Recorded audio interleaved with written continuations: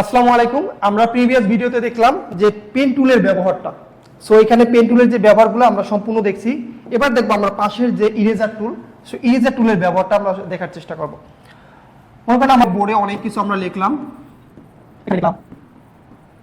আমি লিখতেছি এবং লেখার ফাঁকে যদি আমার কোনো কিছু মোছার প্রয়োজন হয়, জাস্ট আপনার হাতের ফিঙ্গার অর্থাৎ 2 এর অধিক, এখানে কিন্তু হাতের অনেকগুলো ব্যবহার আছে। যে আমি 2 হাতের অধিক আমি যদি দেই, অটোমেটিক ইরেজার কিন্তু একটা চলে আসছে। মনে করেন আপনি লিখতেছেন, আমার মোছার প্রয়োজন, জাস্ট হাত দিয়ে আপনি এটা ইউজ করলেন, অটোমেটিক কিন্তু ইরেজারটা চলে আসলো। এবার যদি চান যে আপনি নির্দিষ্ট এরিয়া যা পেন দিয়ে মুছবেন, যে অনেকে মনে করে যে হাত দিয়ে মুছবো না, আমি পেন দিয়েই মুছবো, সেক্ষেত্রে এই যে পেন এখানে আপনি ক্লিক করবেন, এই যে প্রথমটা আছে এখান থেকে আপনি এবার কিন্তু আপনি এই যে পেন টুল দিয়েও মুছতে পারতেছেন। সেক্ষেত্রে আবার লিখতে চাইলে কিন্তু আপনাকে আবার পেন টুলে আসতে হবে।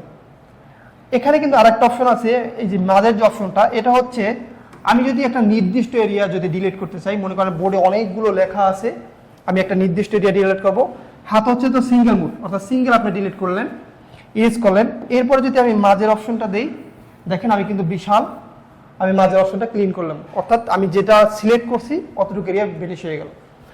আর যদি চাই আমরা সম্পূর্ণ বোর্ডটা ক্লিন করতে, জাস্ট এখান থেকে এই যে আপনার শেষের যে অপশনটা আমরা যদি স্লাইড করি, তাইলে সম্পূর্ণ বোর্ডটা কিন্তু আপনার ক্লিন হয়ে গেল। সো এটা হচ্ছে ইরেজার টুলের, আমরা কি বললাম, আপনি চাইলে সিঙ্গেল মুছতে পারবেন, সিঙ্গেল আপনি মুছতে পারবেন।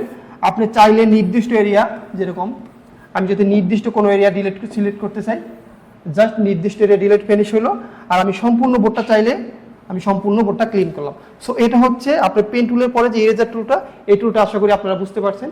সো সবাই ভালো থাকবেন, আল্লাহ হাফেজ, আসসালামু আলাইকুম।